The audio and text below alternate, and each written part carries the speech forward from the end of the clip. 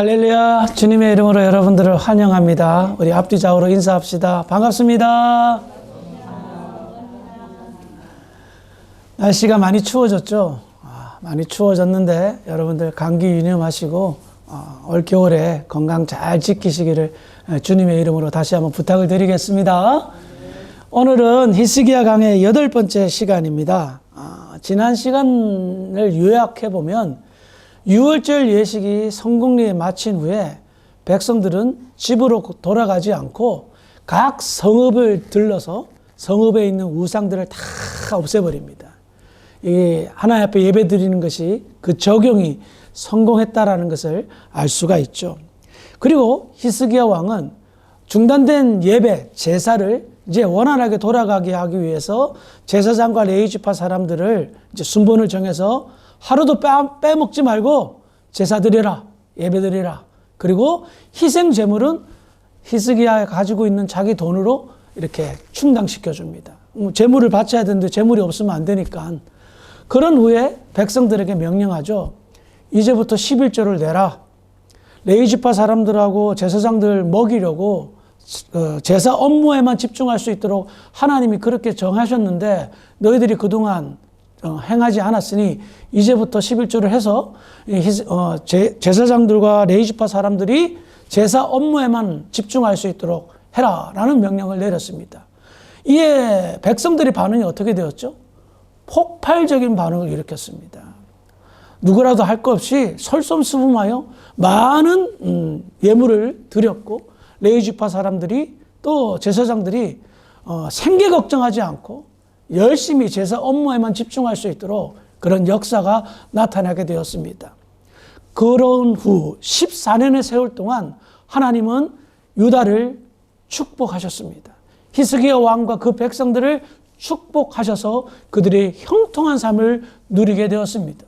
그리고 14년 차에 다음과 같은 일이 생깁니다. 역대하 32장 1절입니다. 시작.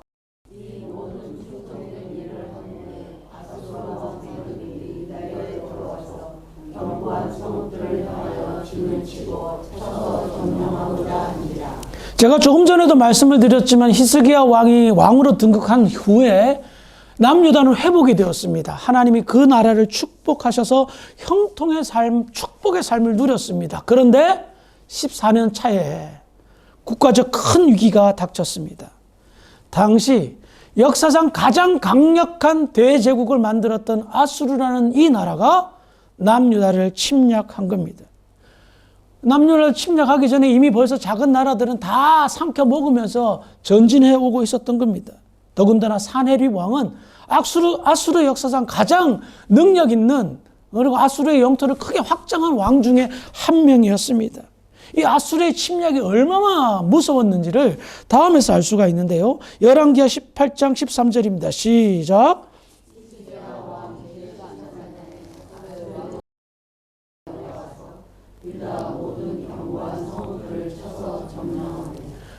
이게 지금 유다의 견고한 성읍이라고 그랬잖아요. 이건 뭐예요? 전쟁을 대비하기 위해서 방어진을 제대로 준비했다는 거예요. 그런데 이 아수르의 군대가 얼마나 막강했으면 견고한 성읍들이 하나씩 다 무너지는 겁니다. 그리고 지금 예루살렘 수도만 남은 상태가 된 거예요. 우리는 여기에서 한 가지 질문을 던지지 않을 수가 없습니다. 히스기야 왕이 얼마나 하나님께 충성했습니까? 좀 하나님밖에 모르는 그런 하나님을 사랑했던 왕이었습니다. 백성들은 우상을 다 버렸습니다. 우상을 섬긴 게 아니에요. 그런데 왜 이런 시련과 고난이, 위기가 찾아왔느냐 말입니다. 성경은 남유다에게 이런 큰 엄청난 고통이 찾아오게 된 이유를 다음과 같이 설명합니다. 이사야서 10장 24절, 25절입니다. 시작.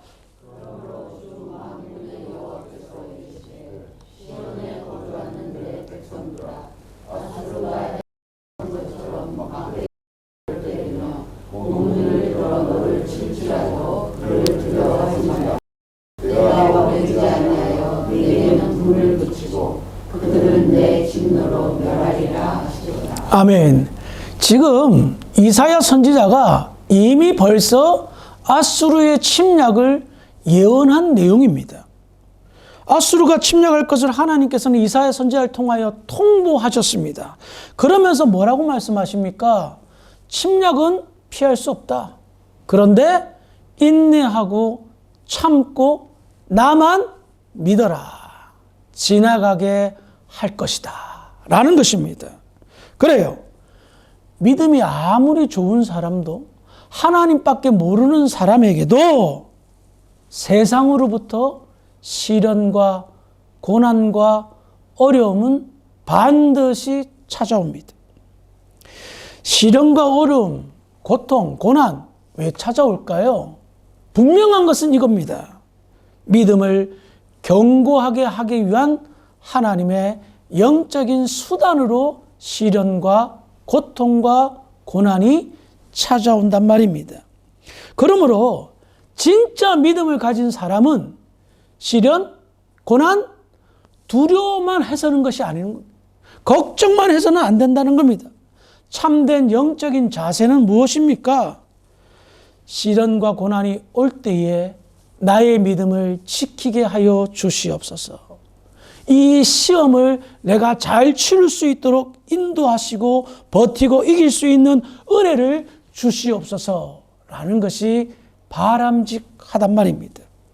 하나님께서는 이미 벌써 오래전에 이사야 선지자를 통하여 아수르가 남유다를 침략할 것이다. 그런데 나만 믿어라. 내가 반드시 승리하게 하여 줄 것이다. 라고 예언케 하셨단 말입니다. 그런데 이와 같은 하나님의 말씀과는 전혀 다른 양상이 벌어집니다. 열왕기하 18장 14절부터 16절인데요. 한 절씩 교독해 보겠습니다. 제가 먼저 읽습니다. 유다왕 히스기야가 라기스로 사람을 보내어 아수르 왕에게 이르되 내가 범죄하였나이다. 나를 떠나 돌아가소서. 왕이 내게 지우시는 것을 내가 당하리이다 하였더니 아수르 왕이 곧 은 300달란트와 금 30달란트를 정하여 유다왕 히스기야에게 내게 한지라.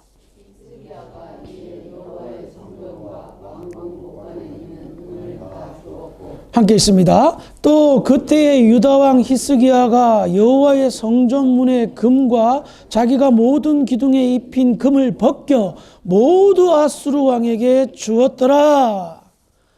유다의 견고한 성읍들이 다 무너지고 이제 예루살렘만 남았습니다. 예루살렘을 포위한 아수르 왕 언제든지 마음만 먹으면 함락시킬 수 있는 절대절명의 위기 속에 히스기야 왕의 선택은 무엇입니까? 항복합니다. 목숨만 살려주십시오. 왕이 원하는 대로 다 해주겠습니다. 그러자 아수르 왕 산헤립이 무엇을 요구합니까? 은 300달란트 내놓고 금 30달란트 내놔라고 한 거예요. 우리나라 돈으로는 계산이 좀 불가능한데요. 적어도 수천억 되는 돈을 요구한 겁니다. 그 돈이 얼마나 금액이 컸으면 성전과 왕궁의 금칠한 기둥의 금까지 다 벗겨가지고 줄 정도로 한 것이에요. 그럼 우린 여기에서 한번 생각해 볼 것이 있습니다. 분명히 하나님께서는 나만 믿어. 지나간다. 승리하게 해줄 거야. 라고 약속하셨는데 히스기야 왕은 왜 이렇게 믿음이 없는 사람처럼 세상 사람처럼 항복하고 이런 선택을 하였을까요? 우리가 알던 히스기야 왕이 선택이 아니잖아요. 히스기야 왕 같으면 야 우리는 하나님을 믿으니까 끝까지 버티고 하나님께 기도하자. 승리하여 주실 것이다. 이게 맞는 말인데 항복하고 그냥 다 뺏기고 다 주는 거예요. 하나님 말씀을 붙들던 사람이 하나님의 말씀을 저버렸단 말입니다. 이유가 뭘까요? 분명한 것은 히스기야 왕은 이것을 그냥 바로 선택한 것은 아닙니다. 엄청나게 고민을 하고 복잡한 상황들이 그의 마음을 엄청나게 흔들었기 때문에 이렇게 결정할 수밖에 없었던 것을 우리는 알 수가 있습니다. 그 증거를 찾아볼까요? 먼저 이사야 22장 2절과 3절입니다. 시작.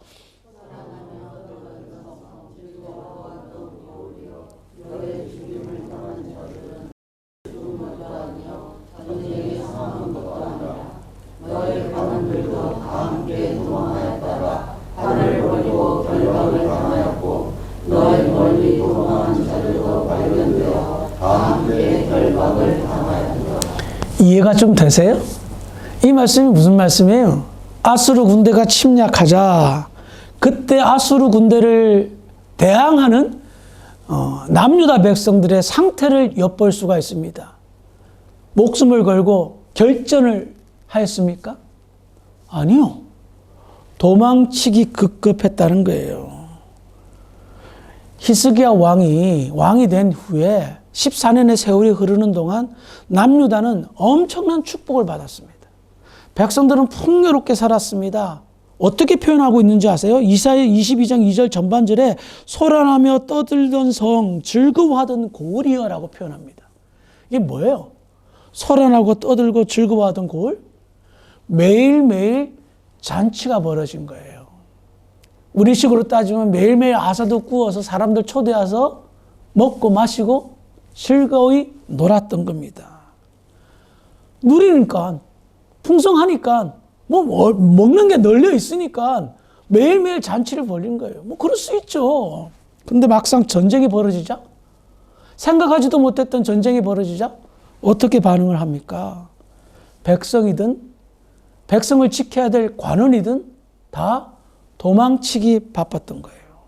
도대체, 아니, 이 사람들이 왜 이런 반응을 보이죠? 국가의 존망 앞에 그들은 모든 것을 버리고 도망치기 바빴던 거예요. 아니, 이미 하나님 말씀하셨잖아요. 그런 일이 생길지라도 담대하게 이겨내라. 내가 승리하게 해줄게라고 약속하셨잖아요. 그런데 왜 이들은 이렇게 말도 안 되는 반응을 보였을까요? 한 가지밖에 생각이 안 나더라고.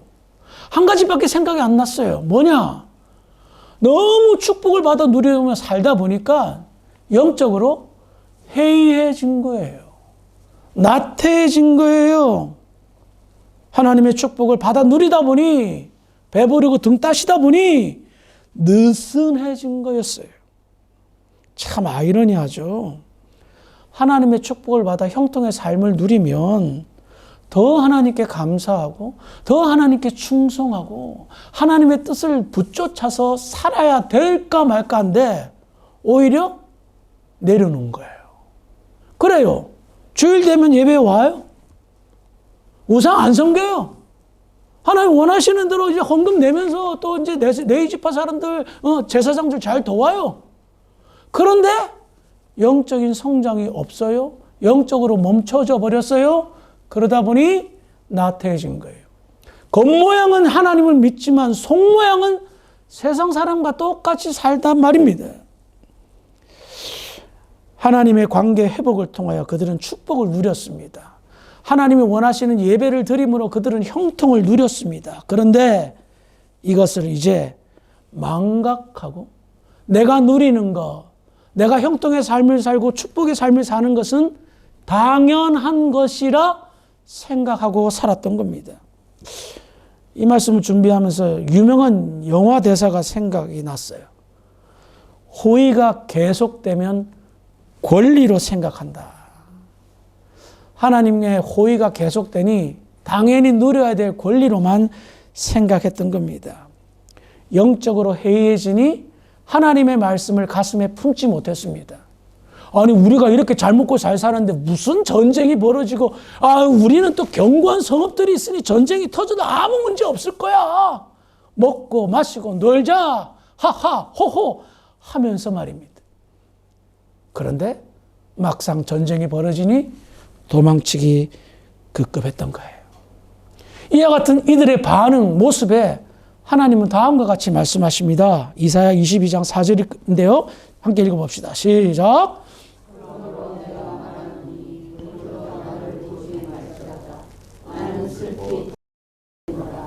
내 딸 백성이 평안함으로 말미암아 나를 위로하려고 힘쓰지 마시니라.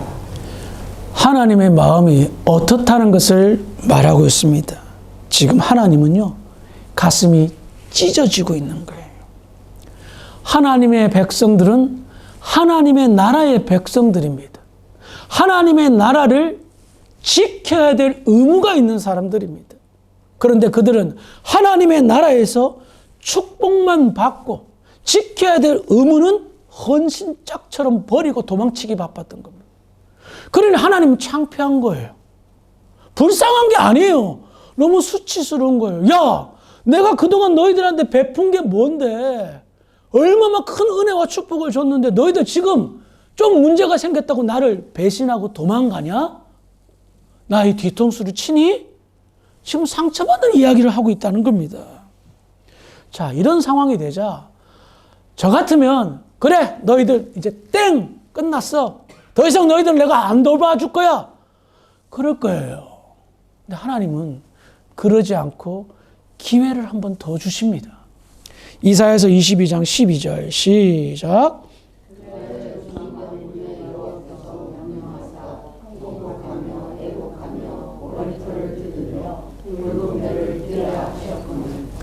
하나님이 명령하십니다. 어떻게 하라 명령하십니까? 회개하라. 좀 정신 차려. 회개해. 그러면 회복시켜 줄게. 하나님의 백성들이 부끄러웠습니다. 이렇게 쉽게 무너질 줄은 꿈에도 몰랐습니다. 그동안 얼마나 축복해 줬는데, 얼마나 누리게 살게 해줬는데 이렇게 나를 배신할 수 있냐? 그래, 좋다. 기회 한 번 더 줄게. 지금의 모든 것, 잘못한 것들 회개해라. 회개는요, 각종 문제와 어려움의 해결 비법입니다. 여러분들 혹 고난을 당하고 어려움을 당한다면 있는 것 없는 것 다 끄집어 놓고 하나님 앞에 회개하면 됩니다. 하나님은 피할 길을 주신다는 거예요. 그런데 회개가 어렵다? 첫 번째는 영적으로 나태해졌다는 증거고요. 두 번째는 영적으로 나태해지니 사람이 어떻게 되는 줄 아세요? 교만해집니다. 이 교만이 무슨 의미일까요? 자기 잘난 줄 아는 거예요. 자기 똑똑한 줄 아는 거예요. 그래서 회개를 못하는 겁니다. 회개를 할 수 있다는 것은요, 겸손하다는 것이고요, 하나님이 살아계심을 인정하는 믿음의 행위입니다. 그래서 지금의 내가 처해 있는 이 어려움을 하나님께 전적으로 맡기는 거예요. 풀어주십시오. 해결해 주십시오. 너무나도 좋은 영적인 수단이고 도구입니다. 회개는 창피한 것이 아닙니다. 털어서 먼지 안 나는 사람 어디 있어요? 예? 내가 살면서 하루에도 물론 말과 행동으로 죄를 안 짓다 하더라도 생각으로는 죄 안 짓습니까? 얼마나 많은 범죄를 우리는 합니까? 그러므로 우리는 지혜롭게 하나님이 주신 기회를 붙잡으면 된단 말입니다. 그런데 이 기회를 유다 백성들이 어떻게 잡았을까요? 이사야서 22장 13절 시작.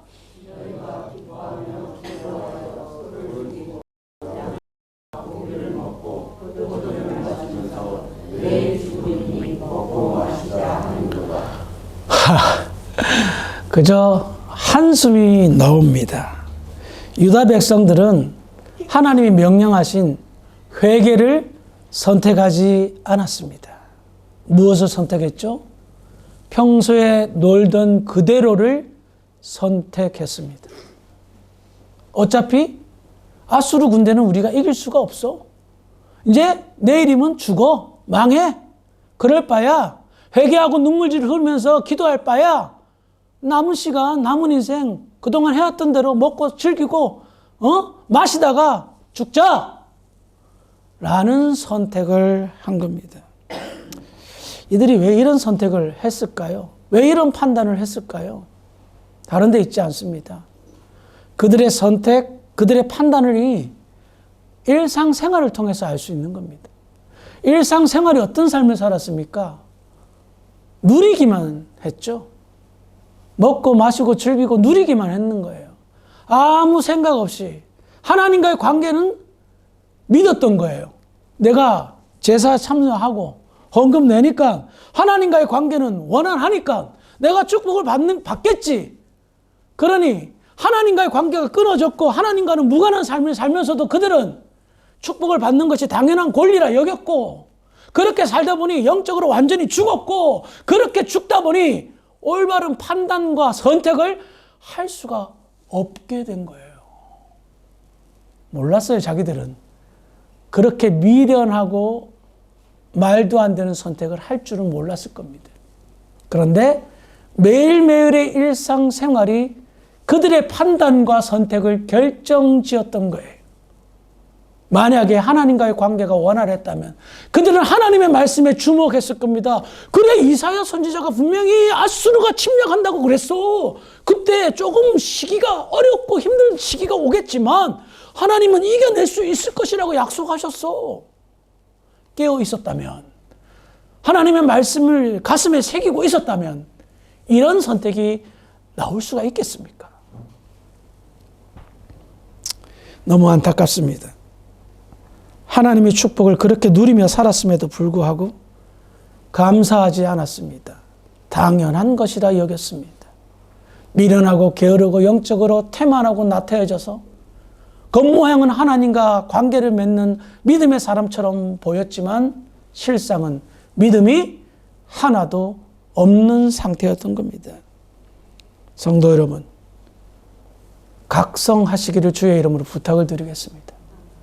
영적으로 해이해지면 자기는 몰라요. 내가 해이해졌는지. 소시적 믿음 좋은 것만 생각해요. 전혀 그렇지 않습니다. 지금이 중요합니다. 지금 나는 하나님이 주신 형통만 누리고 살고 있지는 않는가?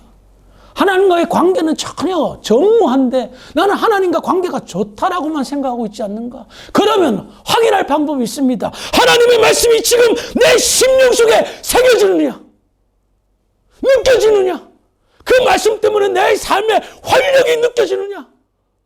그러지 않는다면 나는 지금 영적으로 무기력한 삶을 살고 있고요. 환난과 어려움이 올 때에 유다 사람들처럼 어리석은 선택을 할 수도 있단 말입니다. 히스기야가 항복할 수밖에 없었던 이유는 뭐냐? 백성들 때문이었습니다. 이들이 추풍낙엽처럼 믿음을 버리고 떠나버리니 히스기야 혼자의 믿음으로는 도저히 감당할 수가 없었던 겁니다. 엎침대 덮친격이라 했죠? 이런 일이 또 있었습니다. 히스기야가 가장 신임했던 신하의 이야기입니다. 이사야 22장 15절 16절 시작.